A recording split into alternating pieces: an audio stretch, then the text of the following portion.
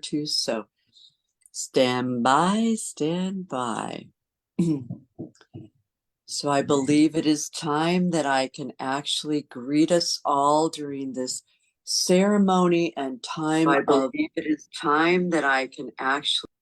and we will be joined, of course, by all of you guys from around the world. And it's so cool that we do this every week with Mynoo Maryel, who is our bringer of light, as we are bringing light to ourselves and to all around, as we do, everyone on this call and beyond. And so tonight we are going to be working with the human miracles, as we know, in the 12 building blocks, and the spirituality, well-being, the 7 flows of the flow, bringing the flow. Let us be in flow, shall we, people? And we're talking about how sort of the day of the guru, the outside guru, has ended, and it is time for us to pick up our own torch and be our own gurus. Come on, people. I know we can all do it. We've done the work. It's time to do it, no matter what age we are or how long we've been in the work. It's really up to us now. And so many of you do. I also want to let you know a little bit about Mynoo Maryel. She's been gathering groups for many, many years, actually, in all kinds of sacred ways, and of course, doing her own personal work extensively for decades. And she brings her magic and her mystery and her miracles to all of us. Whenever we seem to need her, she is there for us. So much love to all of you again during this season of lights. And I would like to bring Mynoo Maryel on if it's possible. Are you there for us, Mynoo? Let's see if she is coming on. Mynoo, are you with us? Let's see what is Hey, I'm here. I'm here. very good. Lovely, lovely. The magic of technology. Here I am in sunny California at night, and you are in India in the morning. It is fantastic. I'm actually in Dubai, Sunny. Are you? Oh, my goodness, how special is that? Yeah, sparkly, sparkly Dubai. Yes, Oh, indeed. lovely, lovely. Okay, so let's begin. The human miracle. Do a deep dive. Thank you, Sunny, for hosting. And Thank you. we're going to begin.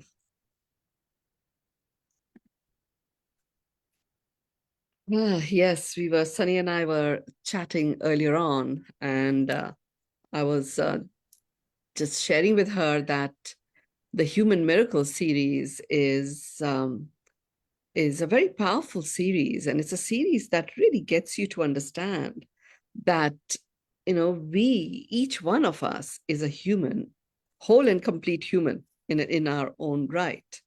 And the human miracle is very personal to us, and it is a series that restores our ability to start thriving on all of the 6 cylinders.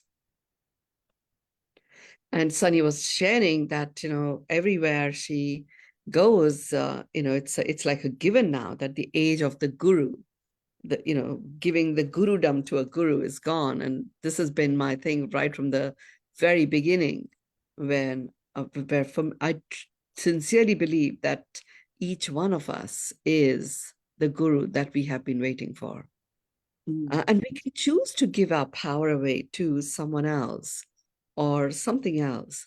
But at best, anyone who you feel is your guru is at best a guide, because their soul journeys have had almost as many journeys as yours has. It's just a matter of making certain connections for yourself. The good news is, with this Human Miracle series, each one of these sessions literally gets that power back to you. And you start to get to a point of unknowing that actually, yeah, I can reclaim myself. And at that point, like for me, I have so many teachers including my 2-year-old, who's been a great teacher for all of us here in the Beyond Meditation family and the Pearls of Wisdom and everything that I've been doing. So it's really recognizing and honoring that deep down, we are all magnificent beings. And there is a human disguise that we have. The human form itself is very pure in its vibrational frequency of love. But when we only think that we are a human, we literally adorn that disguise space, which is where fractures and a whole variety of depleting lower vibrations reside. And we start experiencing a lack. And that's where we get disconnected from the spirit of who we are. And that disconnects us from the spirit of everything. So, the good news is any one of these sessions, you'd really come home to the magnificence of the soul being that you are. And you can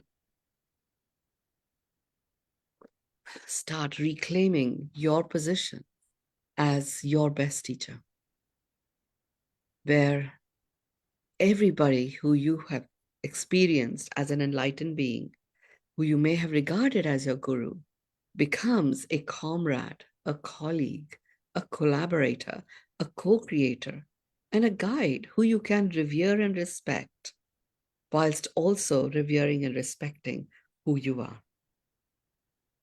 And that's where I just love the Hindu greeting of Namaste, honoring that soul presence in you, which is the same as the soul presence in me.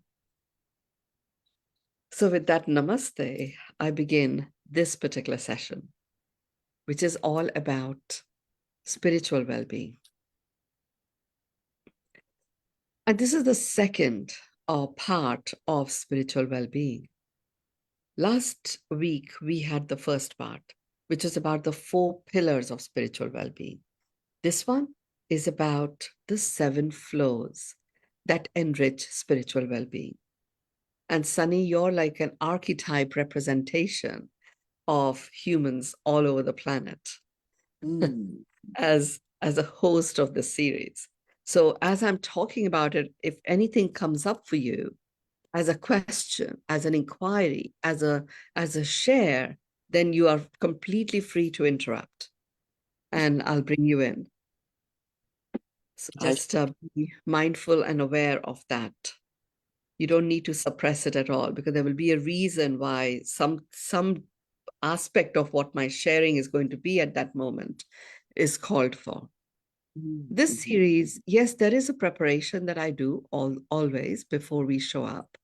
And a lot of what I talk about is a pure transmission.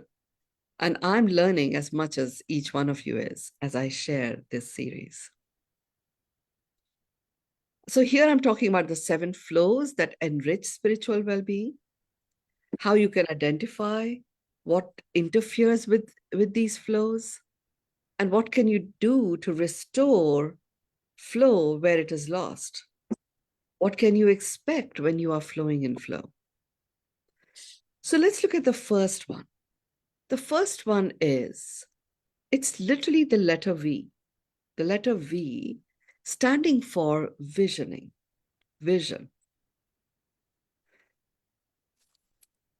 Now, when I first got this as the letter V and I saw vision, and I thought, wow, where are we going with this?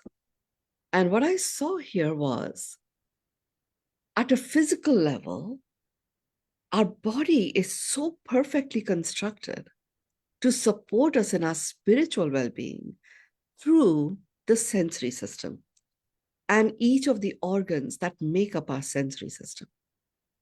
And the V stands for eyes as the organ of our sensory system. Now, what is visioning? How is visioning as a flow that, once you restore it, enables us to be flowing in flow? So here's what it is. First of all, understand that the sensory system is exactly what it is. It enables you to sense what's really going on. So the eyes as an organ have a function. They have a doing function, and the doing function is to enable us to see. So it's very, very much like you have your eyes and they enable you to see. So it's from inside out. Eyes are also a channel into your soul presence. So you can use your eyes to restore harmony within yourself by allowing nature to see into you through your eyes. So rather than looking out at the trees, looking out at a flower, looking out at the cloud, if you just connect to the cloud or connect to a tree and relax, you find as if the tree is looking into you. Ooh. The cloud is looking into you. Ooh. Your eyes settle deep into your eye sockets. Oh. And you make that soul to soul connection with everything that is a living being on this planet. So the next time you look at a tree, make sure you're in a safe place because it can be quite disconcerting. We never allow ourselves to be looked into with such trust. Now, with the tree, you can be quite safe. It's not going to come and touch you. It's not going to push you or anything. Unless it's falling, in which case, your mind, which is very aware of spatial awareness and takes on its task as your survival comrade very effectively, will bring your thoughts in and will move you out of the way. But as long as a tree is stationary or a flower, or even a cut flower, if you just allow it to look into you. Let's take the trees. Trees have an innate vibration of okayness. You, as a human, your innate vibration is love. Love is an amplifying frequency. Trust is a putting the stake in the ground frequency. It comes with a nice dollop of safety, feeling of safety. So when you allow a tree to look into you, okayness is coming deep into you to say hello to you as a soul being. And when you receive that hello, it amplifies. The exuberance that arises just from this one simple act is phenomenal. We have Meena here, who's in Rishikesh right now, which is right on the banks of the Ganga, is her home. And I know I've done this with the river Ganges, where I would just look at it and allow it to look into me. And I felt those waves of illumination entering every cell of my being. The sky, I've done this during my early days of spiritual awakenings. I would visit Perth, Western Australia, and I would go for a walk all the way to the beach. And it was a good 40-minute walk from sometimes. And I would just go there and I would just lie on the sand and allow the sky to look into me. And I literally felt as if my entire body would lift off. It felt like that levitation experience. Why is that? Because the sky is like a fatherly protection. Like I talk about, we hold the container of safety. The sky envelopes you in that feeling of security. And as a result, you allow yourself to go. Trees envelop you in okayness. Your human vibe of love amplifies whatever it is that you're experiencing. And just through your eyes, They truly are the window into your soul presence. You can activate and sometimes reactivate your connection to your soul. And it does so in such a way that you feel rejuvenated, invigorated. Now, this is a very practical action that you can take. Allow the trees to look into you. Now, there's something else, very practical stuff that you can do. There are eye exercises, and this is not the forum for me to teach that. Certainly, some of you who've done the journey into miracles, I've taught you those eye exercises. Now, here's something that you can all do once a day, if you can, and if not once a day, 2 to 3 times a week. I just take, organic tissues, and you can use organic cotton wool if you like, but tissues is quite a good one, and kitchen roll is a good one, and I just fold it up, several layers of it, and just tiny little square like this size, okay, and I just soak it in cool water. If I have, then I would put a few drops of lavender oil in that cold water. And I may, if I feel I require it, put some chamomile tea.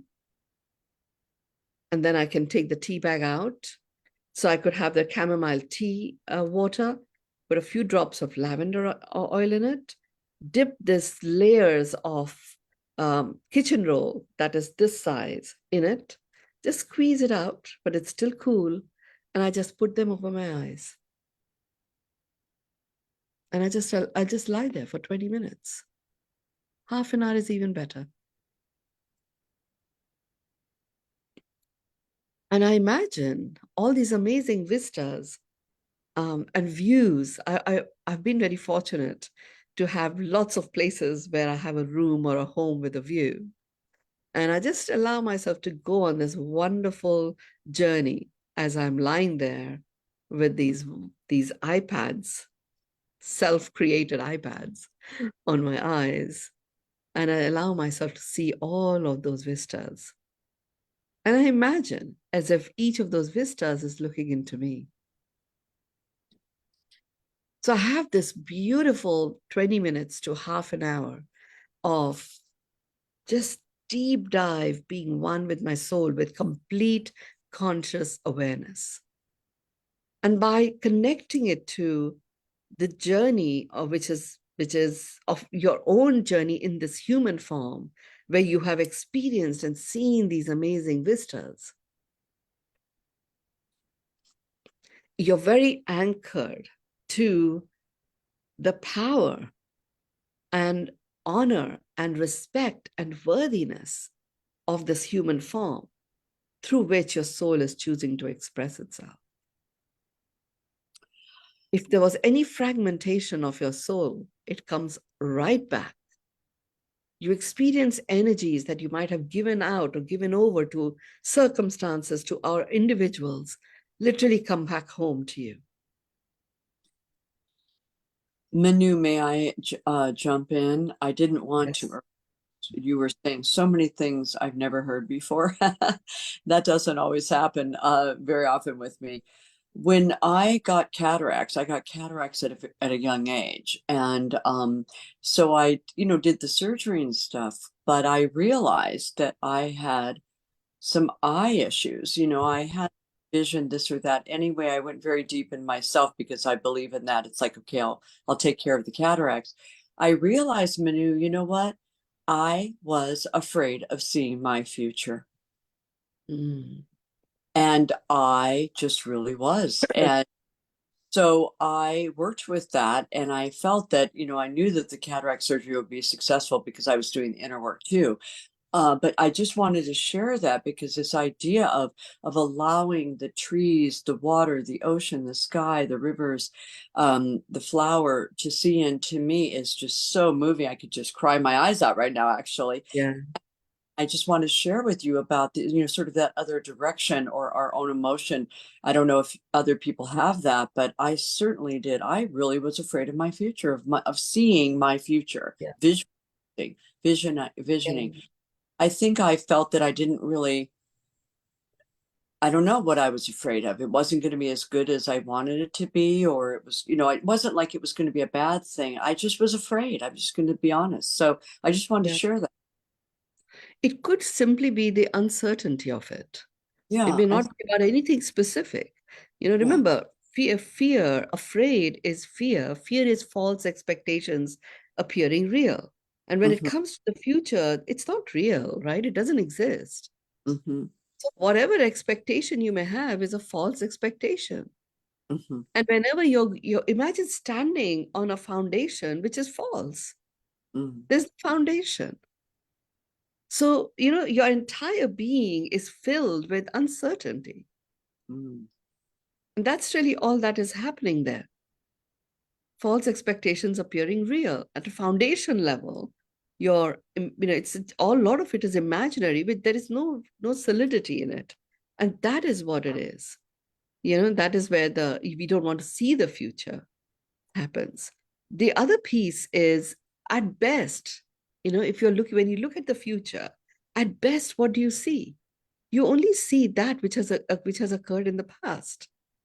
And that what has occurred in the past is not necessarily what has occurred for you. It could be what might have occurred in society, or what might be a hearsay that you might be assuming has happened. Hmm.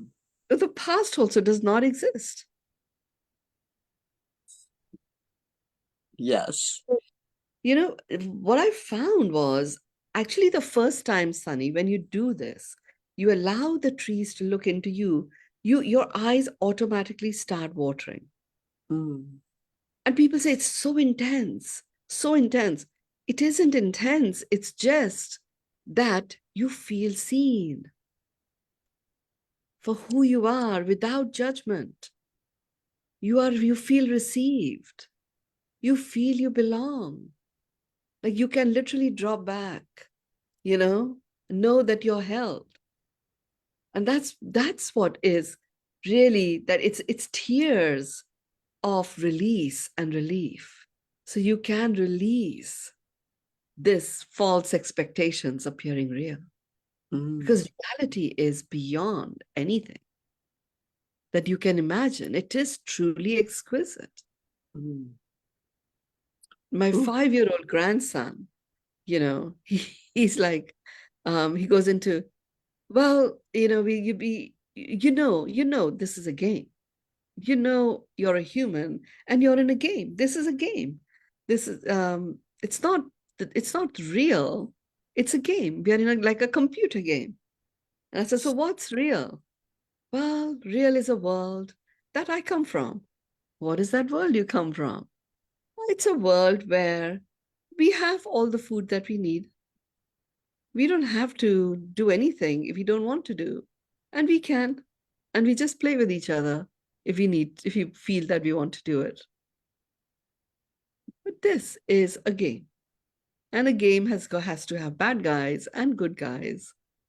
And sometimes, like it is now, there are too many bad guys. I'm like, okay, this is soul being conversation. This 5-year-old, and he's been talking like this since he was about 3.5 or so, since he got words. He's been talking like this. So it's pretty sweet. It really connected me to, we are truly soul beings having a human experience. And the V part of this flow, the visioning flow, is the first flow that we are looking at. And you can imagine, we get into flow with our visioning, then your eyes change their function. They don't change their function, they always had it. They you start relating to the eyes as your sensory organs, and you can sense into what is actually being shown to me. We often form judgments about what is occurring simply based on what we see at the face of it. But if you allow your eyes to be your sensing partner, your eyes will show you what is actually being shown. And then you can receive it and you may accept it. And you can make your choices coming from there. Okay, if you just see something and act, that's a reaction. And a reaction reactivates an emotional trigger, takes you away from well-being, particularly at a spiritual level, where the moment you react to something, you disconnect from the spirit of you because you've reactivated an emotional trigger.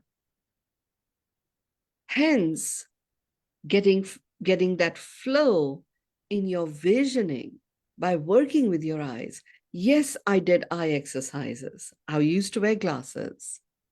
And my number wasn't that high, but it was still, 1.75. So I needed to wear them. And it just, one day there was no need for glasses, and I've just never had the need for them since. And I completely just took it for granted. It didn't even occur to me that it was many months later when somebody met me and said, "Oh, I thought you never wanted to wear lenses." So, well, what are you talking about? I don't wear lenses. I said, but you used to wear glasses. Oh, yeah, that's right, actually. I don't need glasses. But I'm like 2 years had passed and I hadn't worn them, just to need them. And I know eye exercises would have strengthened my eye muscles, sure. But I also got into a flow, with the V word, the visioning flow. And that would together would have made the difference. I was not afraid to see whatever was being shown in its fullness. And there's a whole and completeness that enters your visioning state. Let's look at the next flow. The next flow is the letter A standing for auditory. Auditory is, again, a sensory organ, your ears. What is actually being communicated? Your ears enable you to hear. And as a whole, your ear, what you see on the surface, is only a small part of what the ear sensory system is all about. You have the middle ear, and then you have the ear drum and all of the contraptions that go with it. And the hearing problems I used to think was something to do with the eardrum. They are not actually. They are to do with there are very, very fine auditory receptors in the form of fine hair in the middle ear that flow, that move. And when they become stiff is when you become hard of hearing. And we can damage those hair by, digging into the ear to pull out wax and stuff. But all of these organs are automatically designed to clean themselves. We don't need to do anything. We don't go digging into our eyes and stuff like that. We don't need to do that with the ears either. They do autocorrect and clean themselves. But sometimes we do it and we physically damage that. But even if you haven't damaged it, there are people who become hard of hearing even though they've not done anything to their ears. It would be where they really are blocking out whatever it is that they're hearing. They don't like the sound of that. And they don't want to listen to those kind of words again and again. But really what the ears are doing, they are a sensory organ.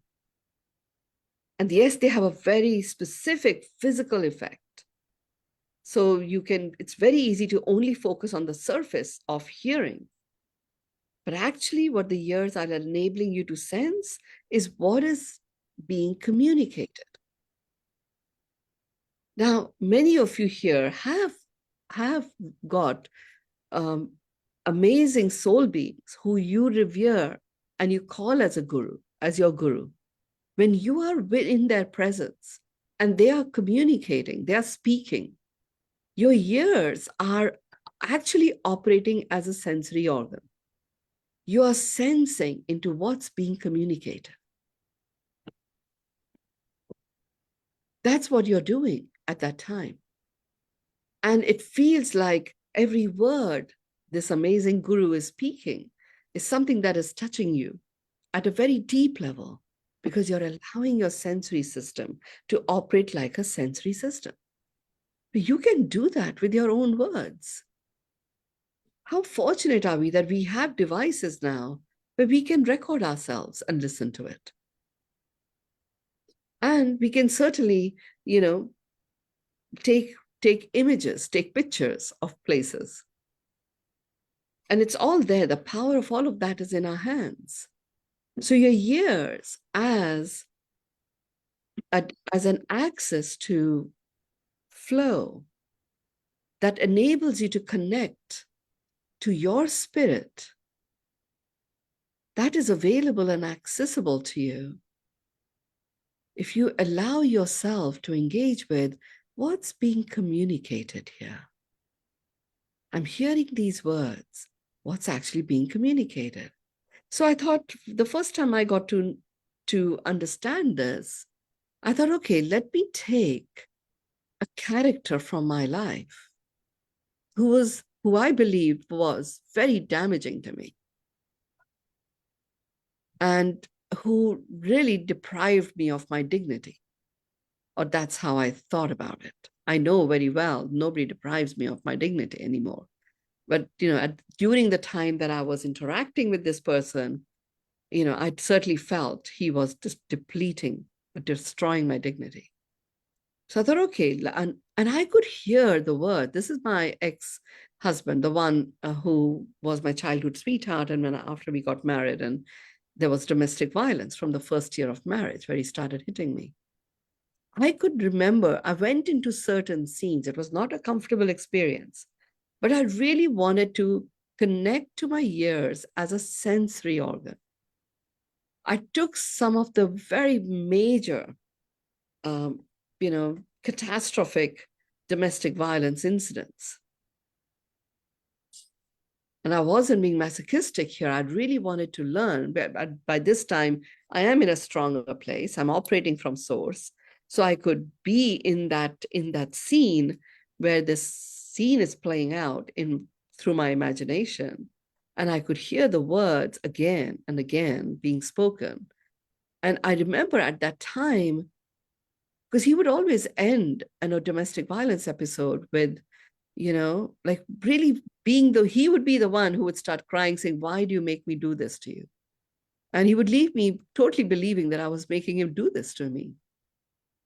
And I was like, what was actually being communicated in that incident? And really what was being communicated is, even though my physical body had taken a beating, what was actually being communicated is that I had the power. By him simply saying, "Why do you make me do this?" I realized that actually what was being communicated, I don't know whether he had the intention to do that, but really what was being communicated was I had the power to stop it at any time.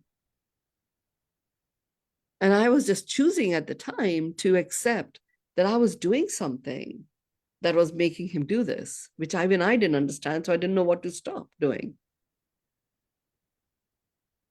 But that aha was, oh, what was being communicated was I had the power.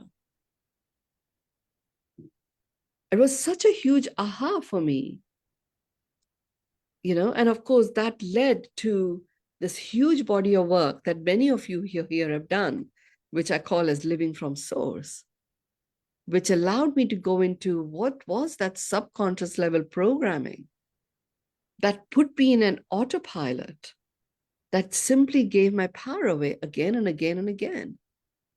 to someone else. And I uncovered that default intention of the autopilot that was programmed in my subconscious.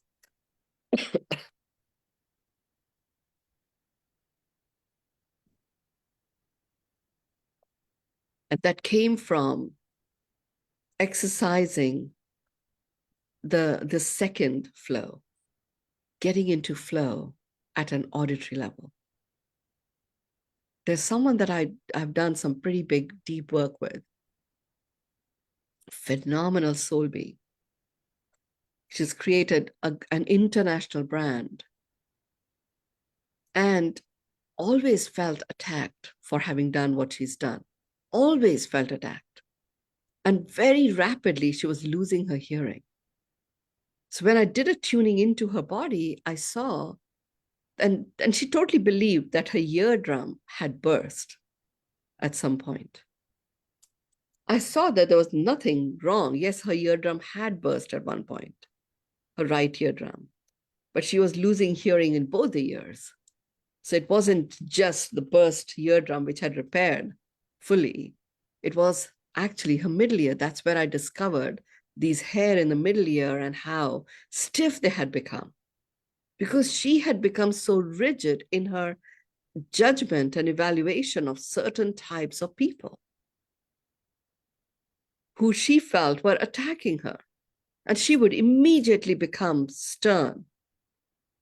But that sternness was not only in her voice or her demeanor, it would be the sternness applied to her ears because she just was not going to hear anything that they were saying. We did the body of work. We got her into her source mastery. And we did this whole, there's a big body of work that I do, which is about dissolving, removing the big offenders, where the big offender list of people who had offended her was so huge and so long. And when she dissolved all of that, within hours, she felt as if everybody was speaking so loudly. The people had started speaking loudly to her because she didn't want to wear a hearing aid, didn't like that idea of that, which happens. So she was like, people are just shouting all around me. And then when she went and got her hearing checked, it had dramatically improved simply by allowing herself to receive what was actually being communicated. Then we did this whole body of work, took those big incidents, milestone incidents in her life, and I got her to really engage with what was being communicated. What was actually being communicated? What was actually being communicated? And she got huge insights from each of those incidents, like really hammer in somebody hitting a hammer in the middle of her forehead, waking her up.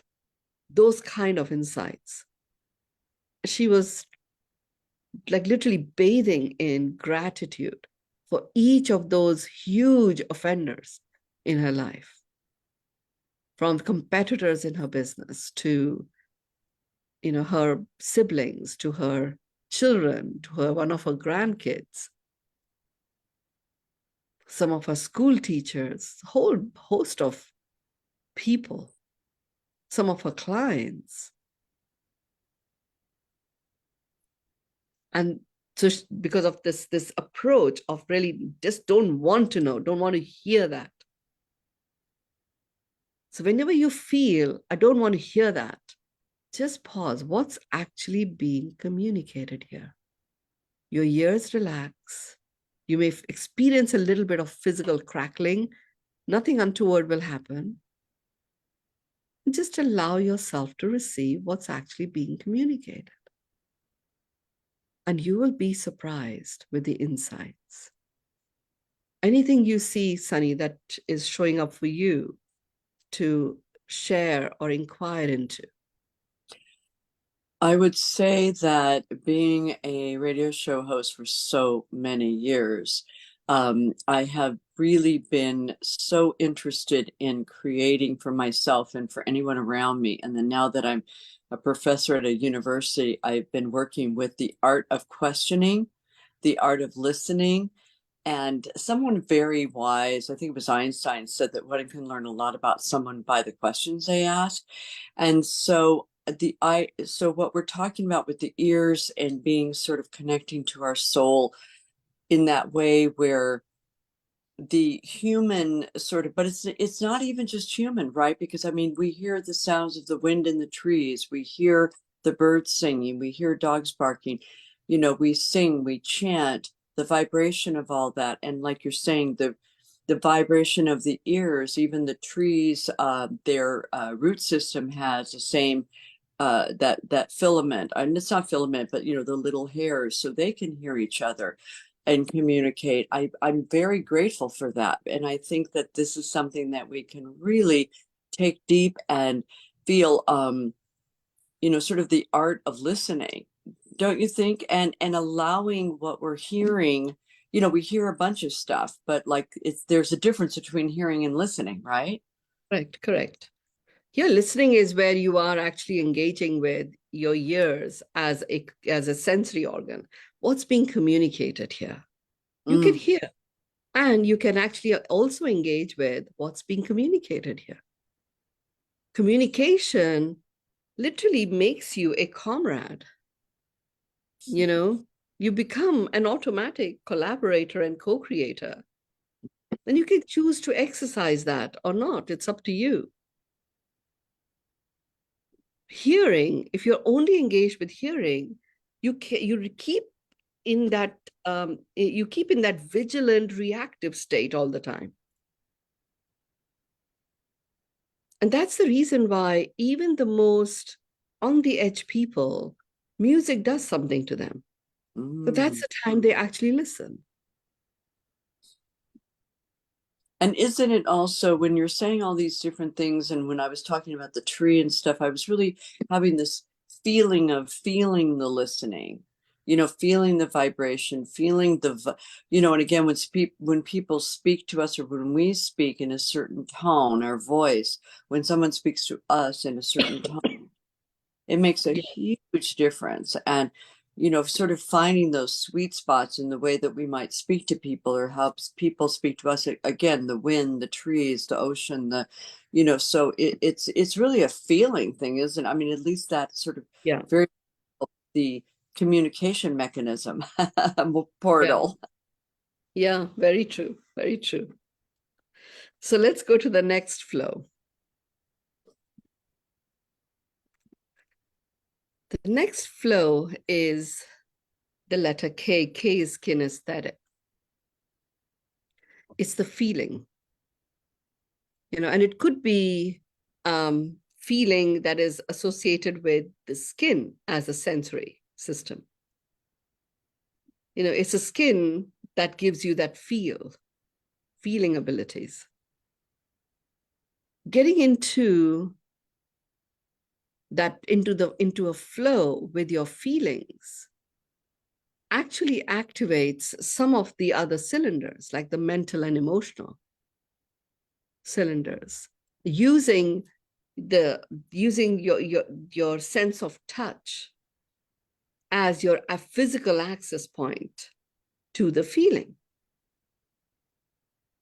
So in the context of getting into flow here, I'm engaging with what am I actually feeling? You can touch something and you've touched it. Or you're holding it. And you can actually not even touch, like you can, even if you just did this to your hands and you start actually feeling what your skin feels like without even touching it. And there's a very different experience. Automatically, your hand will move until it actually comes into contact without you having to go and push it to touch. I'm using a very physical action here just for you to get a sense. I mean, you start feeling that warmth. So, okay, I'm actually feeling the warmth. And I'm feeling that there's a desire to make that connection. I'm feeling safe. I'm feeling secure. And at this point, my hand is like resting on top of my right hand is resting on top of my left hand by itself. I haven't moved it there. And this happens to all of us in a very physical thing. But so once you access any of these flows physically, it is so much easier to extract the juiciness of that flow fully. And that's where you start flowing in your flow. So, I talk about a precursor to the law of attraction is the law of vibration. What you vibrate is, and when there's a vibrational match to your desires, you meet your desires. You can desire and energetically and vibrationally, it is delivered in your energy vortex by the universe. You meet it when your vibrations match. Your feeling is a way to access what are you actually vibrating at this point in time. When you allow yourself to simply be, practice it with your sense of touch, you become more and more connected to what you are actually vibrating. And the more you are in flow with making a conscious choice to shift your vibrations, should you choose to do this. So when I guide people to do a visioning exercise, I ask them to do what I call as a VAC, visual, auditory, kinesthetic, bringing all three into flow. So with the vision that someone creates, I ask them to zoom in and look at themselves and describe what do they look like? What do they sound like? What kind of words are they using?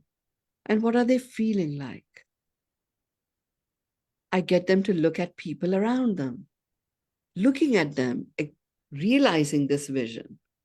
What do those people look like? What do they sound like? What sort of words are they using? And what are they feeling? Now you're starting to really hum in this rhythm of flowing in your flow. You've got the visual in its whole and completeness, where you're not only seeing, you're also able to understand what's being shown.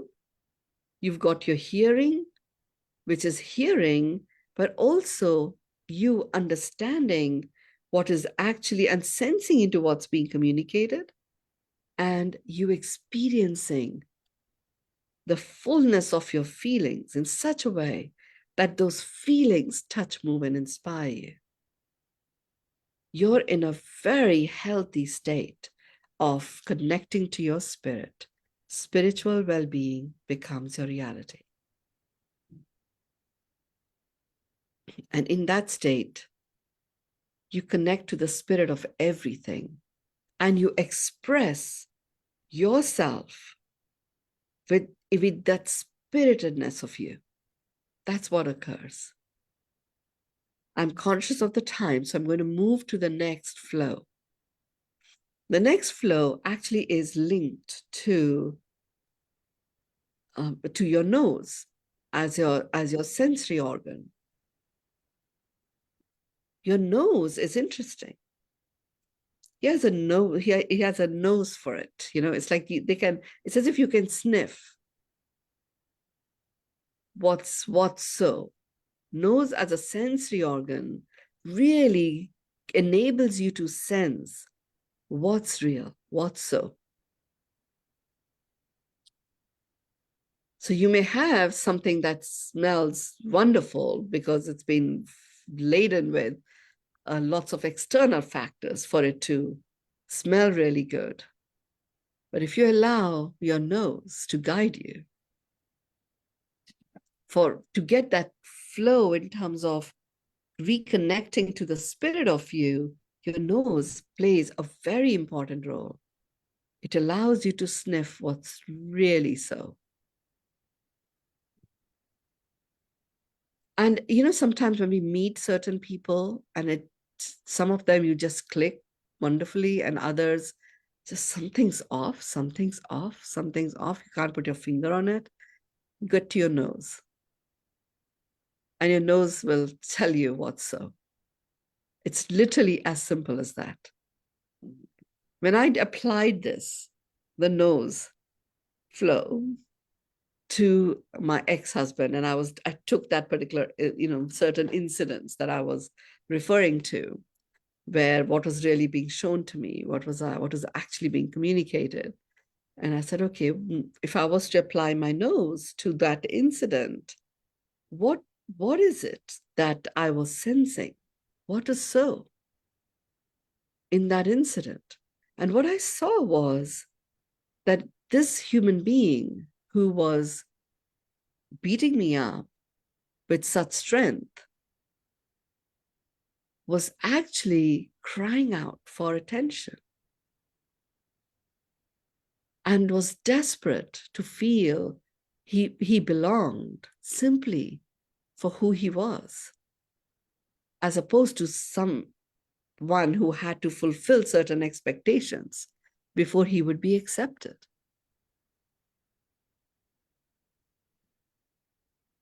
That's really what my nose showed me. In those moments where I felt very frightened,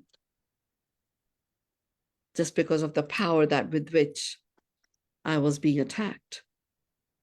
The what's so of all of that was someone who was crying out for attention.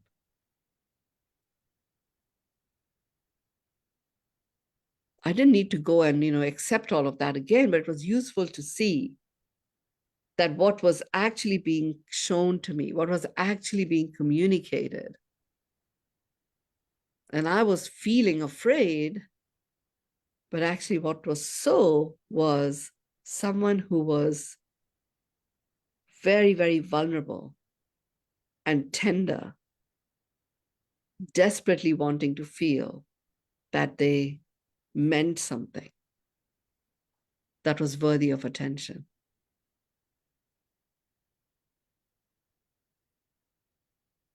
It was extremely powerful to realize that this person was completely disconnected from their spirit and was therefore using that power to disconnect me from my spirit.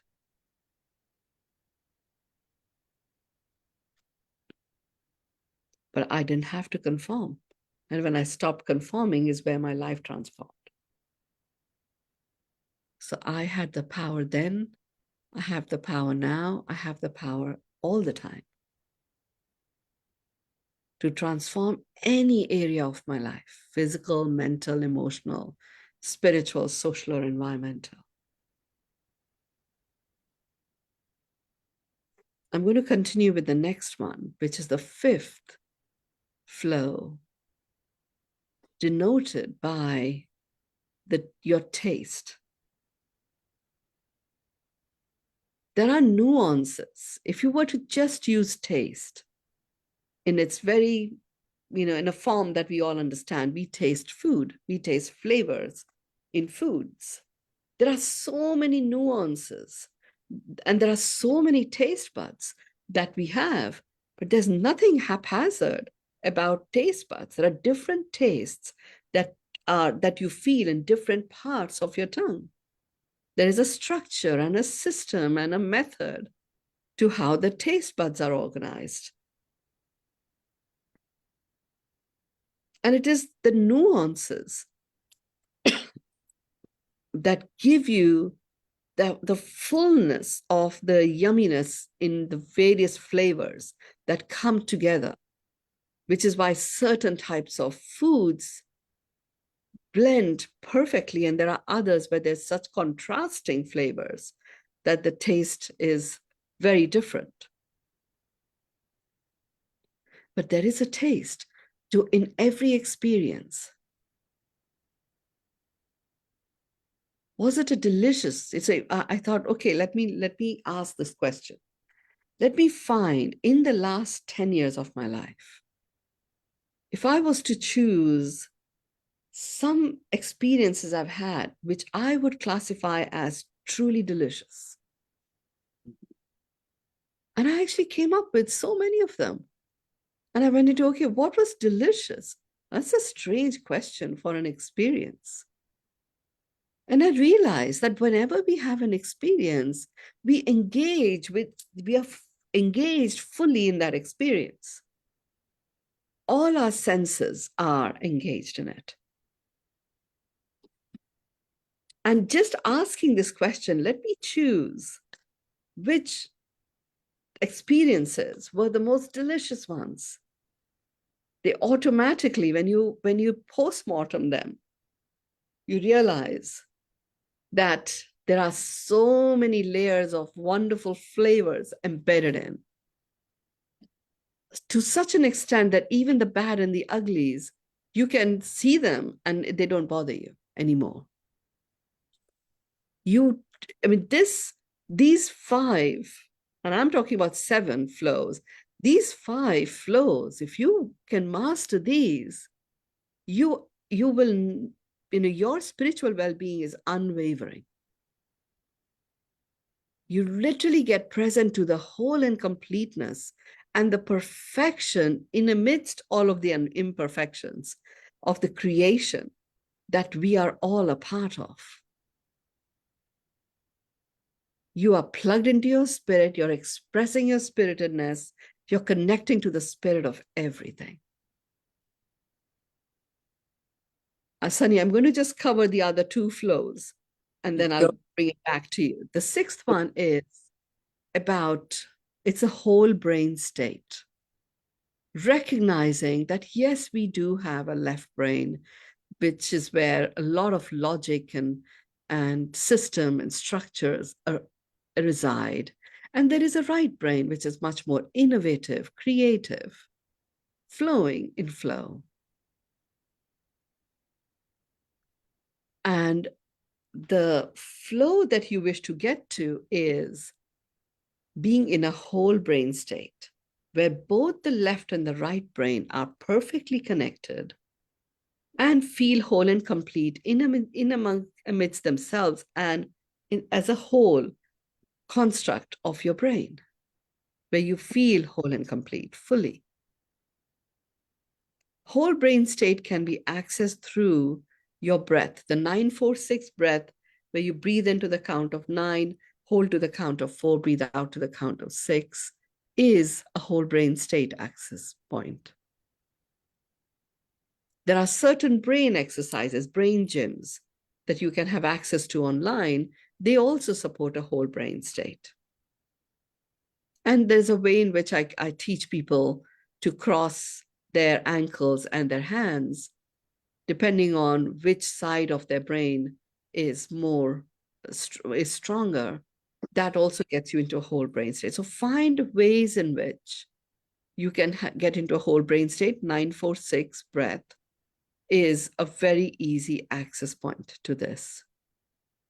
The 7th flow is your body as a barometer.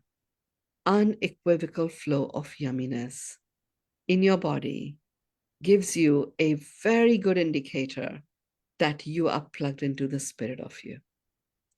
And spiritual well-being is your reality. Use the yummy yucky test by connecting to your body. If you feel any tinge of yuckiness, go into, just be with that experience for a bit and see if it dissipates. If it doesn't, then you go into an inquiry into what is it that's causing that yuckiness. Keep going until you get to a point where you can unconditionally accept all that is, and you immediately return to that unequivocal flow of yumminess, and you are flowing in flow.